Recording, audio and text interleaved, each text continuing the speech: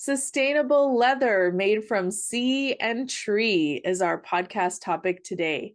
We're going to meet Tasha Nathanson, the curious entrepreneur who runs a leather innovation company called 7 Leagues Leather. Tasha and her team run a circular economy tannery that upcycles fishery and forestry waste and crafts it into beautiful, durable biomaterial through their proprietary eco-friendly process. Fish leather is an eco-luxury good 9 times stronger per thickness than any other leather with a gorgeous scaled pocket pattern and is proudly created in a way that enhances the well-being of individuals, communities, and the environment. Are you curious? I know I sure am. Stay tuned and dive in with me. Hello, listeners, and welcome to the Ecoish Podcast. I'm Tracy Lydiatt, founder of Sustainable Living School, and your host today. The purpose of the Ecoish Podcast is to illuminate the good work towards sustainability that companies are doing, honestly discuss trade-offs they might wrestle with, and to create space to share their interesting stories to help listeners like you make informed choices. Ecoish Podcast honors the imperfect journey towards creating an eco-conscious brand in an unsustainable world. Hi, Tasha. It's so great to have you here today. Thank you so much for being on the podcast. How are you? And can you tell us where you're calling in from? Hello, I am very well, thank you. And I am calling in from Vancouver, British Columbia, Canada. One of my heart homes. Thank you for your time here. And I am just so excited to learn more about what you're up to. I've read your bio, of course, and the listeners have heard to the introduction. And there's just so many juicy words in there that I'd love to learn more about. So I'm hoping in your own words, we could kick off this interview just by hearing from you about what 7 Leagues Leather is and does and what role you play. Sure. So 7 Leagues is a leather innovation company. So we make fish leather that sustains people and the planet. We're looking to make luxury wholesale leather, fish leather for apparel, soft goods, interior design companies. So we're trying to feed that market for companies that are looking for sustainable materials. And 80% of our production is slated for wholesale sales. Then the other 20% will be for craftspeople, artisans, and eventually for our own brand of shoes, which are for the future. First thing we're headed for is just that wholesale leather production. Oh, wow. I can't wait to double click on so much of this stuff. And I'm curious, how did you, I always love learning, especially from female entrepreneurs. I always love learning how the heck did you get into this and what led you down this path to where you are now? Well, immediately before starting this company, I was actually working in overseas international development. I was doing gender equality on a value-added agriculture project that was funded by the Canadian government in the Eastern Caribbean. And I came back from that wanting to make an impact at home and also just sort of chagrined by all of the issues that affect nonprofits. And I wanted to build a for-profit impact business, and I wanted to do it at home. So I'd come home and I'm like looking for that idea.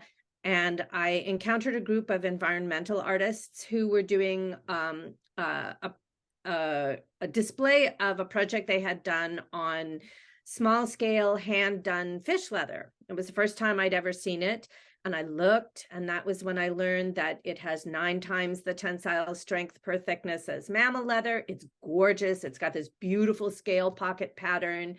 And forgive the pun, but I was like, I bet you could scale this up. So, I love puns, so bring it on. I took a year and I researched the heck out of the idea. I found that there was indeed a market for this, that Prada, Gucci, Nike, BMW, and others have used fish leather. So it's very much a high-end luxury product. Nobody was doing it in North America at all. And then I did some fun and crazy things as part of my research. I went and worked in Europe in a small tannery. It wasn't a fish leather tannery. They did other kinds of leather, but there was this guy that if you agreed to work for free, he'd give you room and board and teach you kind of what to do. And so I did that. And he was quite the lunatic, but I did return with all the fingers and toes that I left with. I learned some things to do and some things not to do.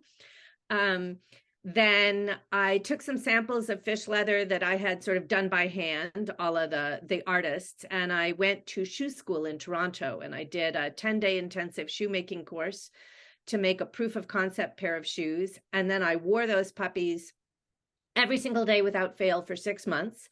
Excuse me. And at the end of the 6 months, it was the poor quality thread that I had used. So the seams started to pop, but the leather was in great shape. And that was straight through a Vancouver snowy, wet winter and fall. And so then at the end of that year, between all of those experiences and the market research, I decided that this was a go, and I incorporated, and I've been working on it ever since. Oh my gosh.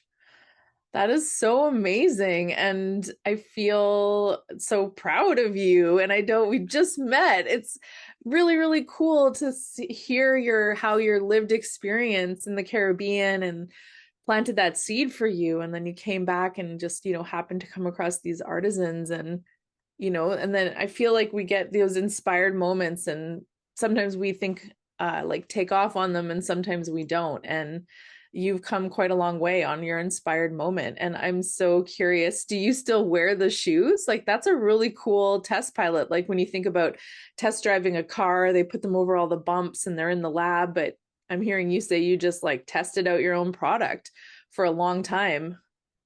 I mean, off and on, the seams are actually an issue. And I mean, I'm not a shoemaker. And this is the thing, like people connect immediately to the shoes. Like there's a picture of them on the website and people are like, oh man, I want a pair of those shoes.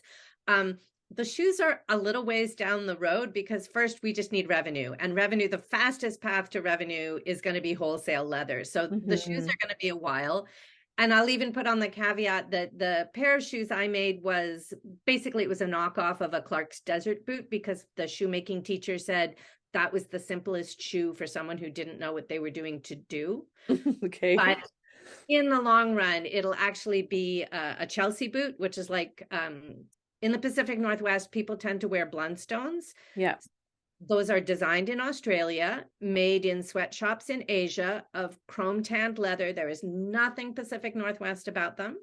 So we want to take aim at kind of the high end of that and come up with a fish leather Chelsea boot that Pacific Northwesterners and others can wear. And the thing about having made the shoes myself was that because I was wearing them every day, like I didn't allow myself to wear anything else, no matter what outfit I was wearing, those were the shoes that I was wearing. That's but commitment. like I would go to meetings and you'd see people and their eyes would start to slide over to my feet. And then they'd be like losing track of what was going on at the meeting because they're trying to check out my shoes. They ended up being a great conversation piece and a lot of fun. Oh, no kidding. And yeah, let's go down the rabbit hole of Blundstones for a while. It's I think it's affectionately referred to as the BC uniform. So I own several pairs and I have certain comments about the versions of which ones. You can tell which ones were made in Australia and you can tell which ones were made when they offshored their production. And it's something that, we talk about a lot on the podcast about decentralization and shopping more locally. And I know for sure if you came out with the Chelsea pair of boots, I would be a really happy customer. I think that's so beautiful. And salmon is such a huge culture, and not to make the assumption that you're only making leather out of salmon. So I want to get into that in a second. And salmon, for those listening, we're both in British Columbia. It's such a huge part of our culture. So, and other fish is such a huge part of our culture. So that would be really special, I think, to be able to have access to those. So before we kind of dive into the technical side of things, I was hoping we could talk a little bit about, you were, I think, alluding a bit to community-based enterprises, or sometimes they're referred to social enterprise. So what inspired you about that? And did you want to talk a little bit about that? Sure. So initially my thought was, and going back to those artists who I encountered, someone who was there at the presentation as well said, "Oh, I'm a chef, and people always try and put folks with barriers to employment in a kitchen. That's a really terrible place because meals have to happen on a absolute time scale, and it's very physical work." And she said, "Oh, I wish that we could teach them how to make this fish leather and then buy the fish leather from them." And I thought, oh, she's sweet, but that does not scale to the kind of impact that's going to change someone's life. You would earn, if you're doing this in a bucket in your kitchen, enough money maybe for a meal. What changes someone's life is a job. Yeah. And that was part of my initial impetus. But I'm 5 years into this, and the idea has evolved quite a lot. So the kind of impact I'm looking at now varies a little bit more. I'm looking at Indigenous partnerships. So in my supply chain, my first priority is always working with Indigenous fisheries.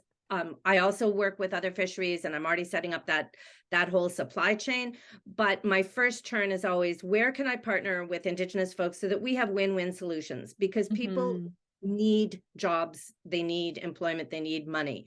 So that's always where we start. And there are other places where we've got Indigenous partnerships designed.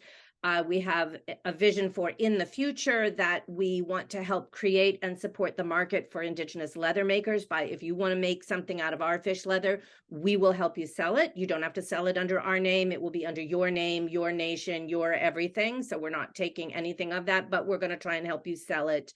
That's another way. We've got a lot of different things. So the reason that I have pivoted from, we're going to have folks in the tannery facing barriers to employment working, to how can we partner to leverage other people's initiatives so that we can make sure that they're remunerative and supportive.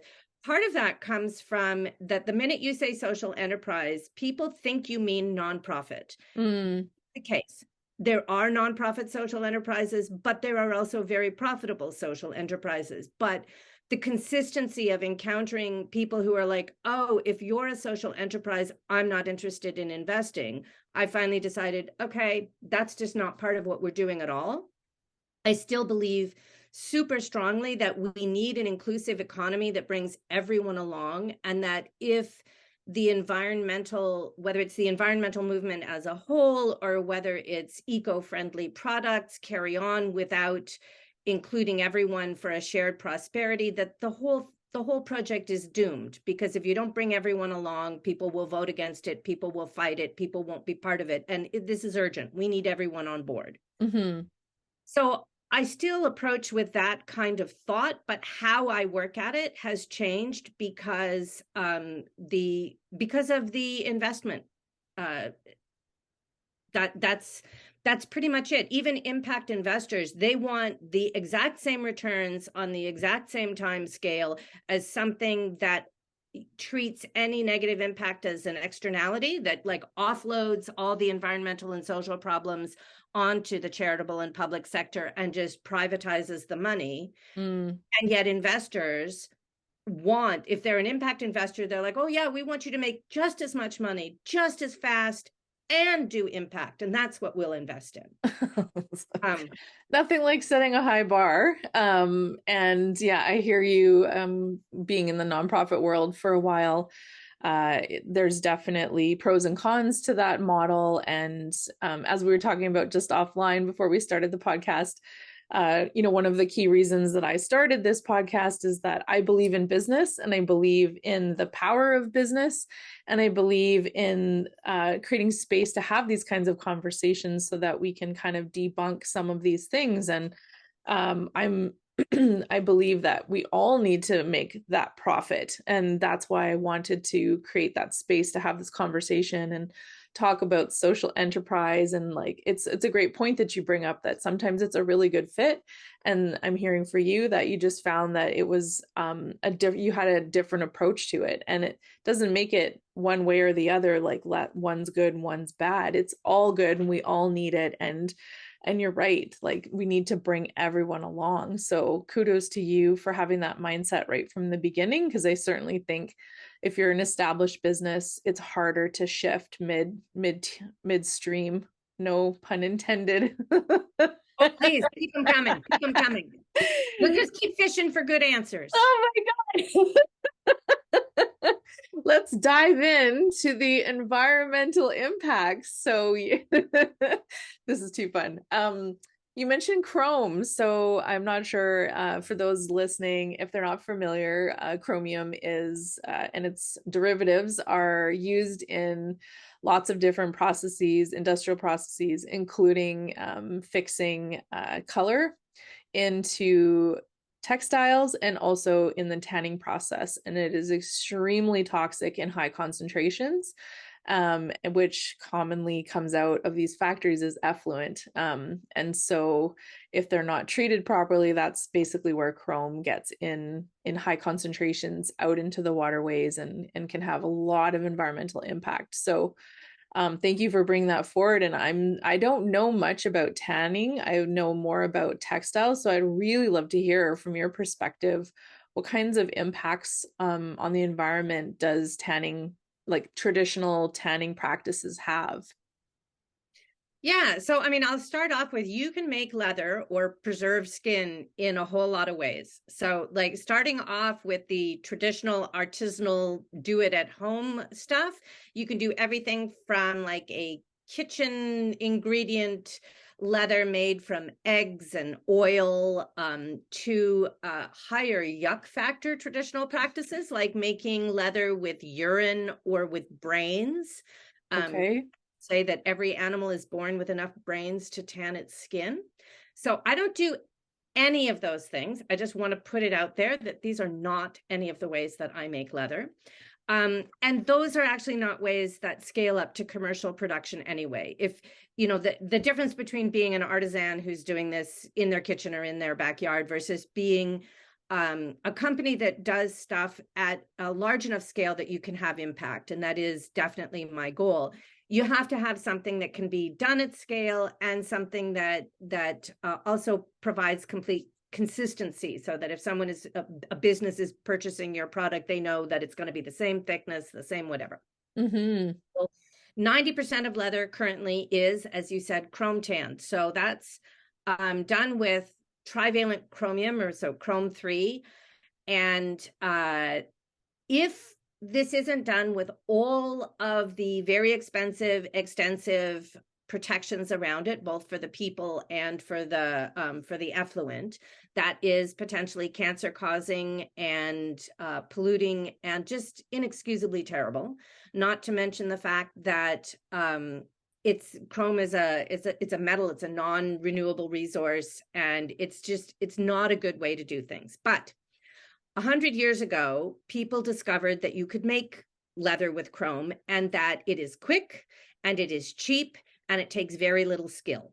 So that is why 100 years later, 80 to 90% of leather is chrome tanned. However, what we do is called veg tanning. Sounds like you do it with broccoli. That's not the case.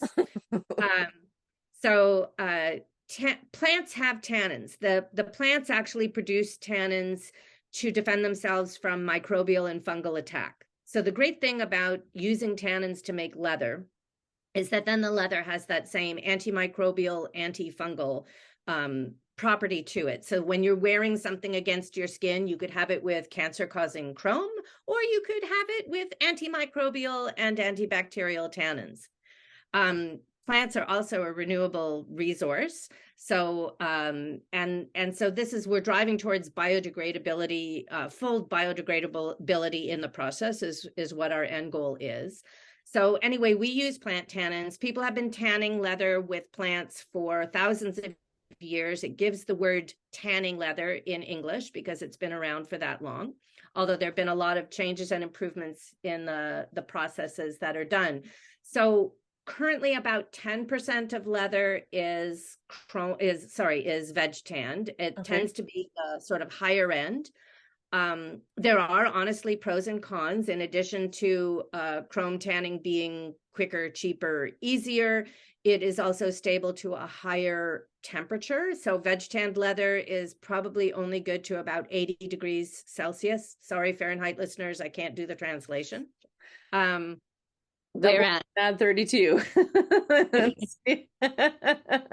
Um, uh, but veg tanning has the asset that this is a renewable resource. It's better for the planet. It doesn't do things like with the trivalent chromium. If you heat it, it could potentially turn into hexavalent chromium, which is much, much worse. And the interesting thing is that here in Canada, there are no tanneries left, because when Canada increased the environmental regulations on chrome, it became completely unrealistic and uneconomic to meet them. So all of the tanneries simply closed. So the tanning industry left.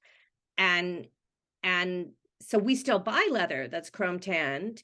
It's mostly done in poor countries that don't have the ability to protect their land and people, or it's done high end in Europe where they have invested in all the protection, although EU regulations are tightening further, and it's going to be harder and harder to do that at all in Europe in the coming years. So we import this stuff, and don't tell me the impact of how my leather got made. But when we put our trash in the landfill, which is what happens in North America, landfills heat up. So it has the potential even to be changing from trivalent chromium to hexavalent chromium, which is another disaster. So we just don't do any of that. We work with plant tannins. Currently, I use an imported tannin from Peru that comes from a seed pod. When I discovered that I was having to import tree products to British Columbia, which is a little bit like bringing sand to the Sahara, I went to the forest sector and I presented my research and said, my market research says that there's a turn away from chrome tanning. There will be an increasing market for vegetable tannins, and we should be able to make this here. They validated my research with the University of Northampton. I'm quite proud to say that my do-it-yourself research was validated by the university. Congratulations. Thank you. And so they're now working, FPI, Forest Products Innovation, which is a Canadian national public-private partnership for innovation in the forest sector, is working on redeveloping a hemlock tannin plant here in British Columbia. And if it goes forward, that'll be Indigenous owned. So yet again, another connection to my desire to support innovation that supports all British Columbians, all Canadians, all people. That is incredible. I love it. In your intro, I said from sea to tree. So thank you for bringing that forward. And do you have a timeline on when that might hit the markets or be viable for you?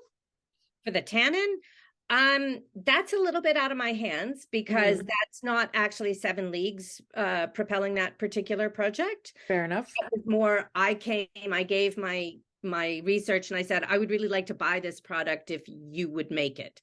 So that one is working through. I know it's not only FPI, Forest Products Innovation, that's working on it. It has the support of the iBio, which is the Indigenous Bioeconomy branch of the Provincial Forestry Department. So it's got some government push behind it as well.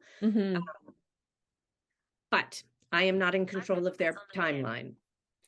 Fair enough. And super valid. And that's I guess one of the questions that came to mind when you were talking about that is they must have also identified have they identified other market potentials for that tannin in order to invest in that and scale it up?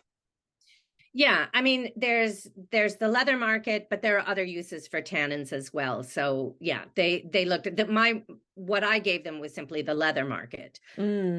But they looked, and beyond the leather market, there are other markets as well, but no one is producing hemlock tannin at the moment. So that would be new to market, although not entirely new, because up until the 1960s, we did have a hemlock tannin production unit in the province. Okay, so it's kind of like revising and maybe rebooting and updating an older technology. Yeah. Love it. The innovator is innovating and pushing other innovators. We got to all move together. Yeah, which is fantastic. And then when you were talking about the properties of tannins, I was thinking, does that make me antimicrobial if I drink enough wine because it's got a lot of tannins in it? I hope so. I absolutely hope so. Awesome. Well, I would love to move on to the next question that I had for you. And I know that you have a proprietary process. And I was also just super interested to learn that, in talking to you and also reading that you have a commercial facility that you've scaled up, obviously away from what you were sharing earlier is the artisan level. And I'm really curious to hear a little bit about that process or anything that you feel comfortable sharing with us that's not proprietary. Yeah. So yeah, we imported machinery during the shipping crisis of the pandemic. So that was really exciting. That was where I had reached the point with the business where if I was really going to do this, I needed the machinery, but the machinery is expensive. Maybe I shouldn't do this. And anyway, I finally decided, yes, I'm going to do this. So I went initially with the smallest machinery that I could get to start with because my first conception of the business was to bootstrap it. Again, I've moved on from that at the moment as well. But I bought a new tanning drum from Germany, where you can't beat German engineering. It's a beautiful machine. So I got that. And then I got a couple pieces of repurposed Italian tanning machinery. So machinery that had been used and was fixed and resold. So one of them being a buffer, which the role of the buffer is to make sure that everything is exactly the same thickness. So again, that's for industrial application. If someone's making a bazillion purses, they need to make sure that everything is exactly the same on the back. So we have a buffer to make sure that everything is kind of buffed to the same thickness and a good backing. We have a glazing jack, which the purpose of the glazing jack is it's like if you imagine a glass ball that's on a mechanical arm and it pushes and pulls waxes and oils up to the surface to make a water-resistant coating that is completely biodegradable and natural. It's just waxes and oils. It puts a lovely gloss on it. And this is part of, there are other fish tanneries in the world, and a lot of them will use just an acrylic glaze. Well, I would never put plastic on a natural product. This is a way of having a shiny surfacing that is biodegradable, natural, but the machine can do that. You just wouldn't have the hand strength to do that. And so the machine does this in a consistent way. So we did that and a series of test drums so that even once we have a particular formula set and we're producing, that we can still be doing constant innovation in the background to change. We're looking at not only, you need a different formula for every different fish. So we are starting with salmon, but we also want to look at, can we make lingcod leather? Can we make tuna leather? Can we make halibut leather? So we're intending those other things too, but we have to do, because every fish is a little bit different. Actually, crazy thing, every place you are is a little bit different because the water and the air are different. I spoke at one point. Okay, I did warn you I'd go on bird walks. This is good. I found the vice president of what was previously the biggest tanning company in Canada. Again, it got closed down when regulations changed, but they had tanneries set up in Edmonton, in Winnipeg, somewhere in Ontario, and in Pennsylvania. And he said that they had a slightly different formula in each of those places, even between Edmonton and Winnipeg, that you had to change things because the water is a little bit different. So same thing, not only is the water different, but every fish species is different. And wherever it lives, it's got sort of, what the French would call the terroir, it has the attributes of the places that it's lived and been. And so you have to adjust the formula for that. That makes so much sense. I just listened, I attended a Meadowlark Festival talk last weekend with Dr. Teresa Ryan, who is an Indigenous researcher in forestry at the University of British Columbia. And she was talking about how her nation specifically harvests the candlefish, they're called, and I'm just blanking on the actual name of them. And she was saying the same thing, like how they have a very specific process that only really works in that area because of the range of the fish and the water. And yeah, it's so fascinating. And I'm glad that you mentioned which fish that you're looking at. because that was my first thought is, when you think about tanning a hide, I think most commonly a vision of like a cowhide would come up. So, it's quite big, and obviously leather makers can cut a lot of pieces out of it. And so my brain was like, oh, I wonder how they do that with like the smaller, say a salmon. A halibut obviously can get massive. So that's kind of cool. Like, so do you feel like halibut would be like your cowhide equivalent for size and shape? Or do you have, and then the other question I have is, do you have specific retailers that are looking for different wholesale products that would match efficiently with the different fish that you're looking at doing? Yeah. So, I mean, one thing is you can, and we eventually will make sheets of fish leather as well. You can attach them because if you imagine, like, if you look at half of a fish, it's kind of roughly a triangle. Yeah. So if you put your triangles end to side so that you're kind of alternating, you can attach those, whether you sew them, glue them, whatever, and you can make sheets. So we will sell some sheets for those who want to pay the extra for us to do that for them. Mm-hmm. Or you can either make smaller goods, whether it's phone cases or watch bands or belts or wallets, or you can piece them together in whatever way that you might. There's been some interesting work done. I know someone who has been using computer modeling to make the patterns that it's the same stuff that other pattern makers will use to ensure that there is the least amount of waste. Exactly. But using similar kind of programs to optimize the use of the fish according to their size and shape. So there's all different things that can be done on that end. And yes, it depends on the size of the fish. I probably mainly wouldn't bother with really small fish, although like every fish has a different scale pocket pattern. Mm-hmm. And we did get, as we're doing R&D still, we did get some rockfish sent to us. And some of them were fairly small, but they had super cool scale pocket patterns. So I'm like, oh yeah, I think we got to have the rockfish too. So it all depends, but certainly we're doing different species of fish than other fish leather producers are. The Europeans are all doing farmed Atlantic salmon because that's what Europeans have. We aren't working with farmed salmon at all, both because of the problems of fish farms in our waters. That's just not something that we want to support. We want to make a specific decision to support sustainable wild catch and the communities that depend on that.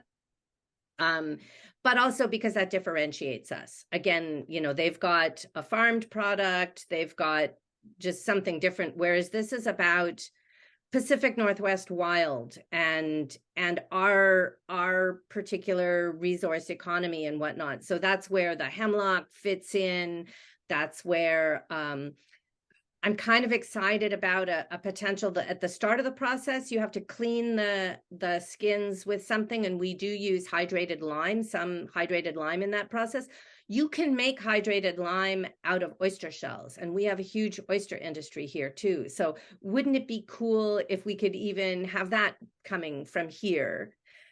But then at the same time, as much as we're focused on the connections here and the things here, we're also developing the business as a model that can be replicated elsewhere, and we intend to replicate globally.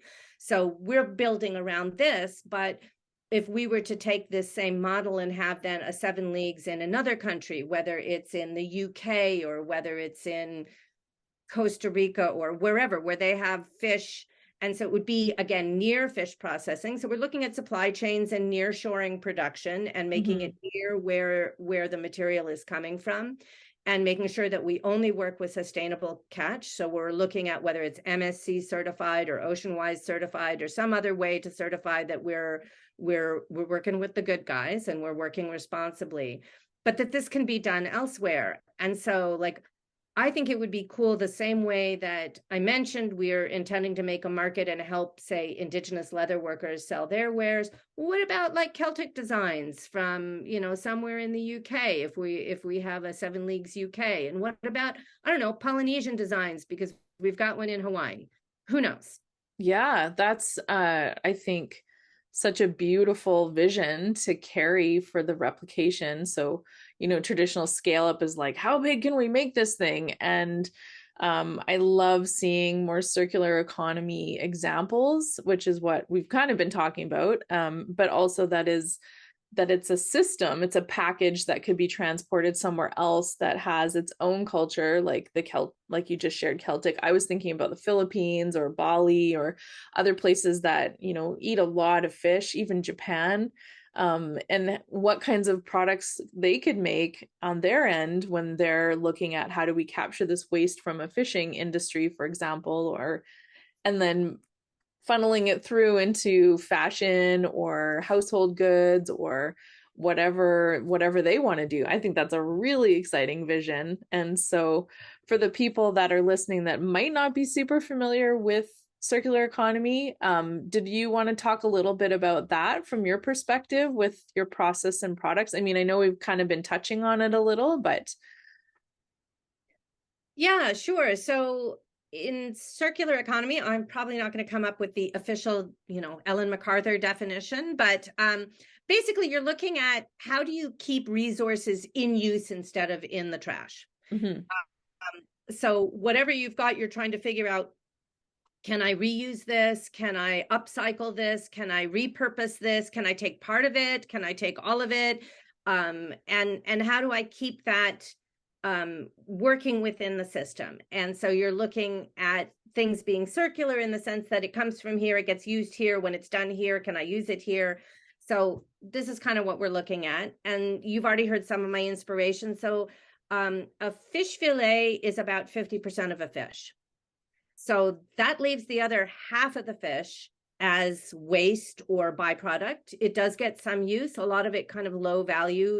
It gets put into dog treats or sometimes into fertilizer, stuff like that. So that is use. A lot of it does go directly to the landfill as well. I don't have exact numbers because Canada just does not count fish waste. They don't keep track of it. There are no statistics on it. I got a project approved for some grad students at UBC to look into it, but couldn't get anyone to fund this. So I can't cite specific statistics, which is a big frustration to me because the Europeans all can. They all keep track of their fish waste. I even have a colleague in Kenya who's able to say how much fish waste there is in Kenya and what his tannery is taking care of from Nile perch in Lake Victoria. So Canada is very behind on keeping track of stuff like that. But that said, you can look at the 50% of the fish that is wasted. So this is a way of not only reusing it, but to use it at its highest value, highest purpose. And a fabulous statistic that I love comes out of Iceland, where they have a national policy of 100% fish use. And they try to make sure that every fish that Iceland lands, 100% of it gets used, and it gets used to its highest value. So they're looking a lot at cosmetics and pharmaceuticals and also fish leather. And what they found was that between 1981 and 2018, the size of their catch fell by 40%, but the value of their catch only fell by about 15% because they were pushing all that stuff up the value chain. And so for those who don't take the environmental value seriously of you got to use everything, like if you've taken this fish, you should use 100% of it, then perhaps the monetary idea that you can make a lot more money out of it if you don't throw it away might be significant. So I think it's important for both of those reasons. Oh, wow. Well, yeah, you just landed the plane on circularity, I think. I think you nailed it. So great work. And it kind of reminds me of my ex-sister-in-law who used to love sucking the eyeballs out of the fish that we would cook. And it's like this Asian perspective versus North American perspective, just to like very broadly and crudely generalize that we throw away a lot of the good parts according to them. So it depends on your perspective. And it's again just another example of how important policy is to drive innovation. And we see that so much in textiles and other industries. But speaking of textiles, what an awesome example of Iceland So if you have that, the carrot and the stick analogy where you have people like yourselves that are the carrot, like you're chasing the carrot, you're doing the right thing, you're a leader, you're innovating, you're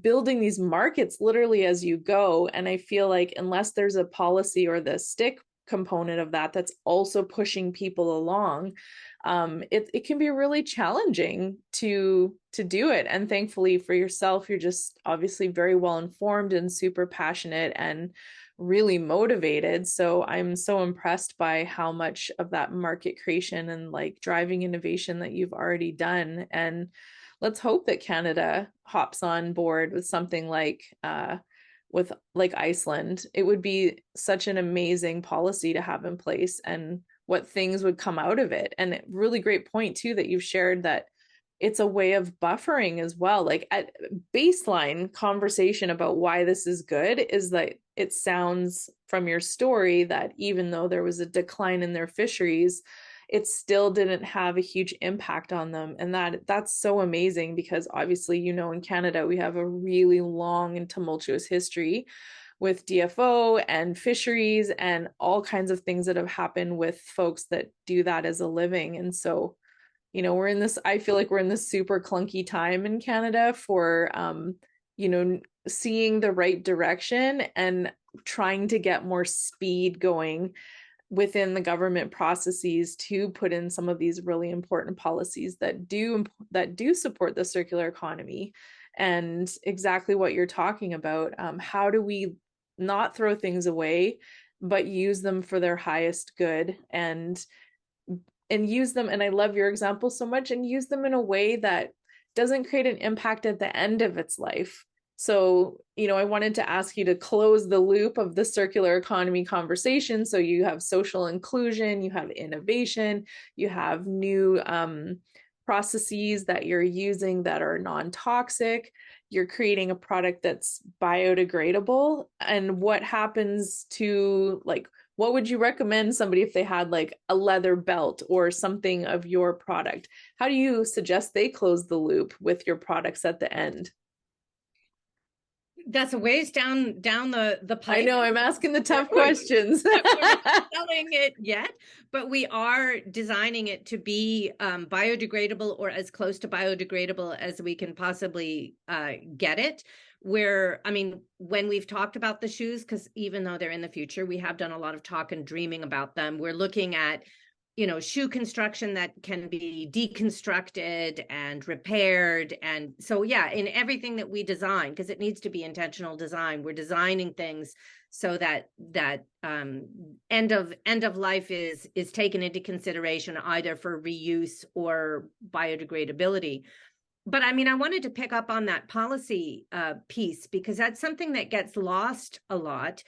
And when I compare, for instance, with the European fish tanneries, they get their fish skins much more easily and at a lower cost than I do, because waste is disincentivized. You get charged a lot for waste in Europe, whereas we're still a throwaway society here so much that if you process fish at sea, you are legally allowed to just toss the extra overboard, which I've asked the question a number of times, is that a good thing because then the rest of the fish get to eat the fish parts, or is that a bad thing because it lands in such a heap that it's a protein overload? Mm-hmm. I have heard anecdotally from people sort of who are in marine biology who've said, it's the overload.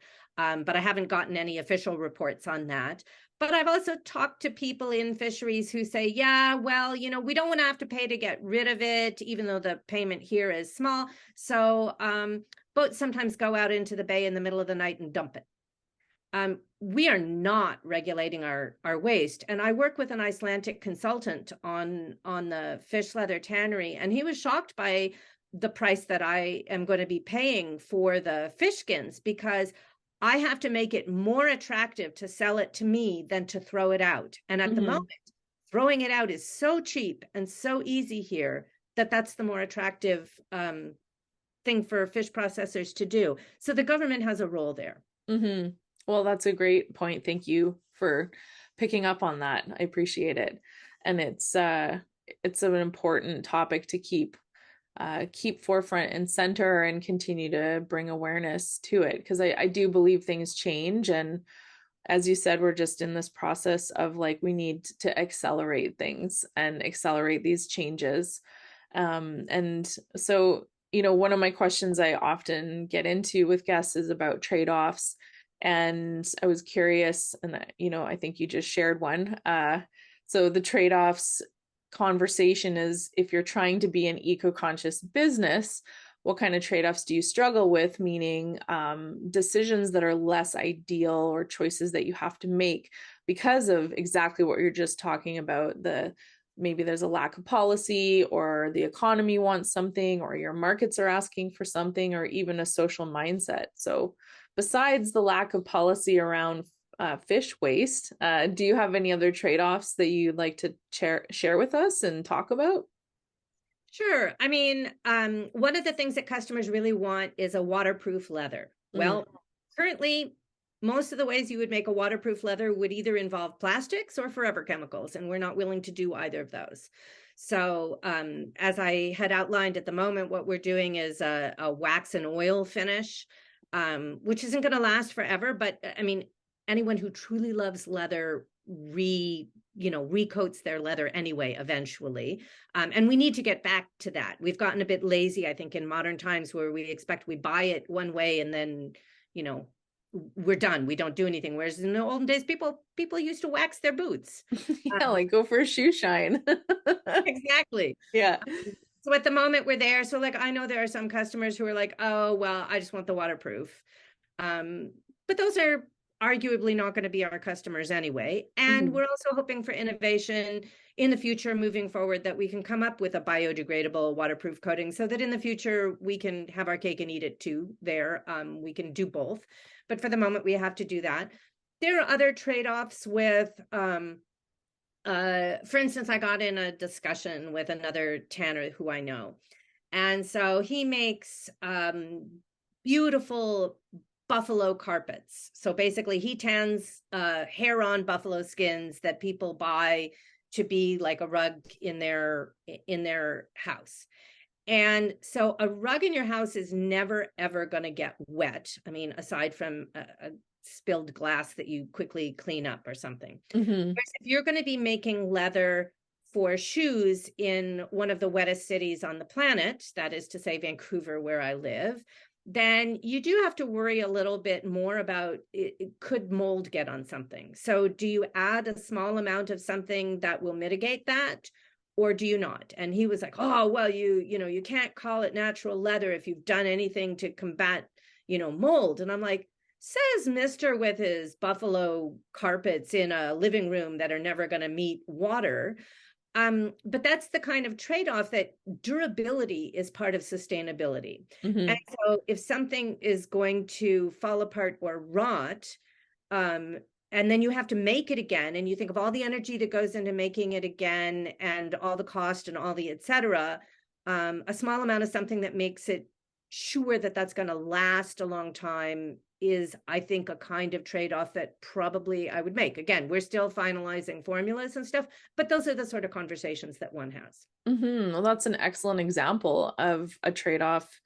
And, if anyone listening knows about the hierarchy of waste, one of the things is durability, and an excellent example of sustainability in action. So if you had to choose over something that would fall apart in a year, or that would last, I don't know, 30 years, like my Birkenstocks that are still going and starting to fall apart slowly, that is, what is the sustainable choice there? And there's many. Sustainability is so nuanced, and I've always been a fan of leather, aside from the chrome conversation, because that it is so durable and it lasts forever. So you could literally, like, I think my dad had a pair of Birkenstocks, just as on the Birkenstock example, had a pair that was 50 years old. So it's really, and I love the durability conversation as well, because as a business, that forms how you market your product and also the services that you offer after. Some people might say, oh, if you make something really durable, you're never going to sell enough to maintain your business. But it also, I think, in a circular economy model, you have to start shifting your mindset too and think about, well, what kind of services are you going to offer those folks? And if you look at Birkenstocks as an example, you can recork them. You can have you can have a new upper put in. You can resole them and just keep them keeping on. So I'm excited to hear what you discover. I know that kind of poked you in a forward direction that where you're not really at yet with your business. So I'm super excited to hear what you come up with, and great testing grounds. Vancouver is hecka wet all the time, and yeah, it would be an interesting thing to have your shoes mold. So Ours aren't going to. no, of course not. Let's banish that. So one of the fun things I love to ask my guests, I'm a big visionary person and I love hearing what other people's visions are for their businesses. So if you can just pick up a paintbrush or a magic wand and create your ideal future vision for 7 Leagues, what do you think that would look like? Absolutely. So 10 years from now, my vision is we have 7 leagues in at least 3 different countries in the world. So Vancouver and then 2 other places. We're selling to high-end brands. So I really want to see our product, whether it's in a Patagonia or a Lacoste or, some sort of fashion brand like that we're supplying them. I see that one vision that I've got is kind of riffing off the microbrewery model. Is I would like to bring leather tanning out into the public the same way that microbreweries have people talking about hops and malt as if they know what they're talking about, and that they'll sit beside the gleaming distillery equipment to sip their beer and they learn something. And so we're actually talking to Granville Island about having a small facility there where people can actually see what's going on, and we can surface these conversations about how is your leather made? Because people think, oh, leather bad or leather good, and it's like, no, there's way more nuance. How are you making your leather? So we want to surface those conversations. We want to surface the conversations about fishery dependent communities and how to include them in the economy and all of these things. So the idea of having a small facility there that people are visiting that gets lots of traffic, and that's also where we could move those goods like the leather goods from other makers, and where you could order your shoes. And so that would be sort of the public front facing. Then in the background, we are going to have larger production facility in some place that's less visible, just because it's expensive to be in a high tourist traffic visible place. Mm-hmm. But bring that conversation out and get people excited. So that would be part of it, as well as our other production units near other fisheries places. And then the other thing that I really dream of is that we revive leather tanning in Canada and in North America, in that right now in Canada, I will give you as an example, City of Guelph, which is trying to fashion itself as Canada's circular city, they did a study to figure out what's happening to the hides of cattle that's butchered for food in Ontario. According to their study, at the moment, 100% of those skins are going directly to the landfill. So when we don't make leather, one is the impact of that amount of off-gassing in the landfill is just horrible and unacceptable.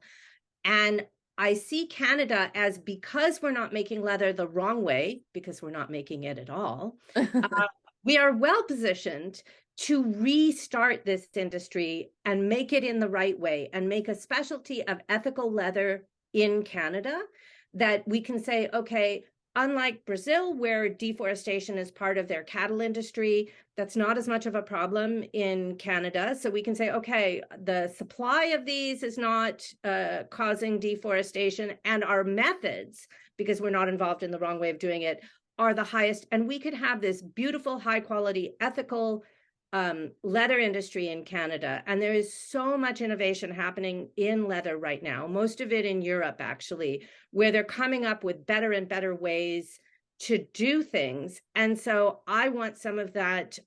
It's actually clean tech innovation going on. I would like to see some of that clean tech in some of our universities. So part of my vision is that Seven Leagues kicks off a Canadian interest in that kind of research so that we're at the cutting edge of natural dyes, of leather tanning, of biodegradable waterproof coatings, that we're working on sustainable textiles.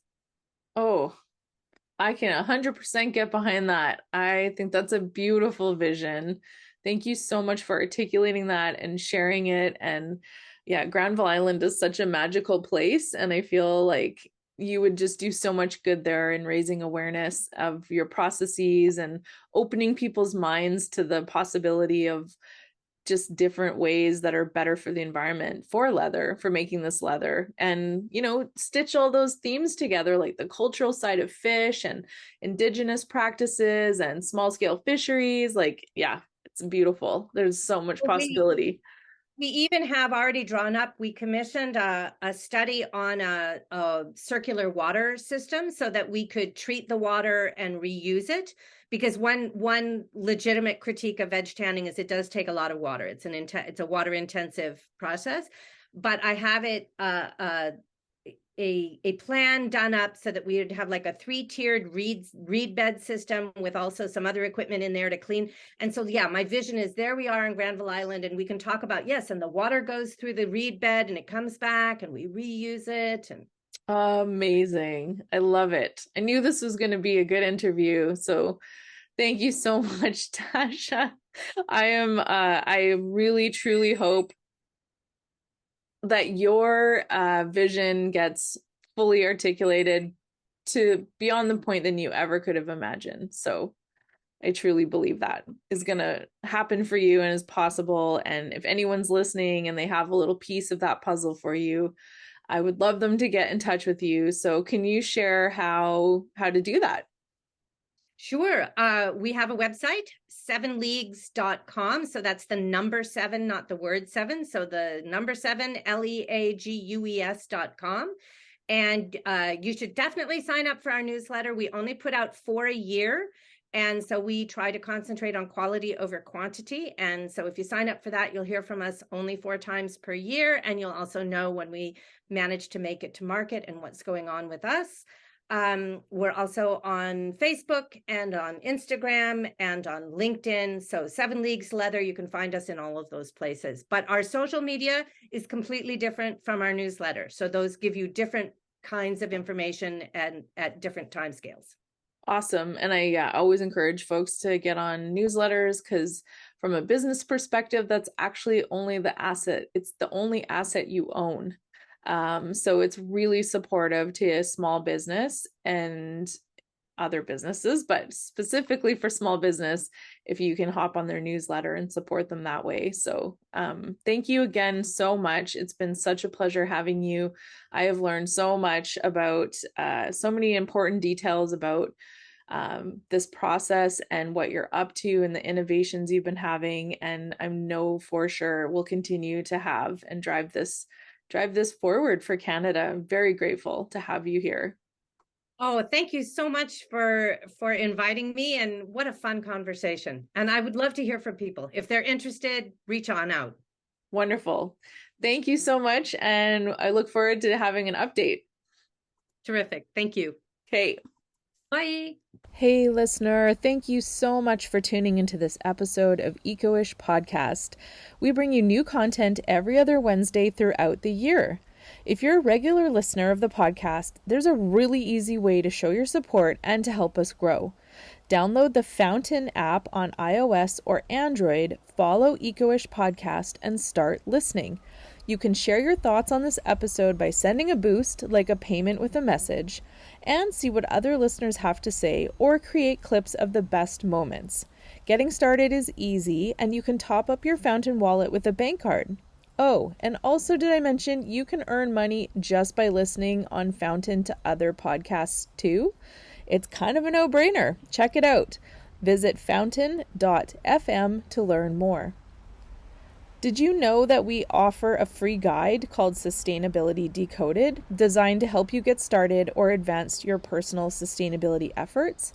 It's free. It's 12 pages full of tips and prompts to help you get going. Just hop over to www.sustainableliving.school and grab your copy today.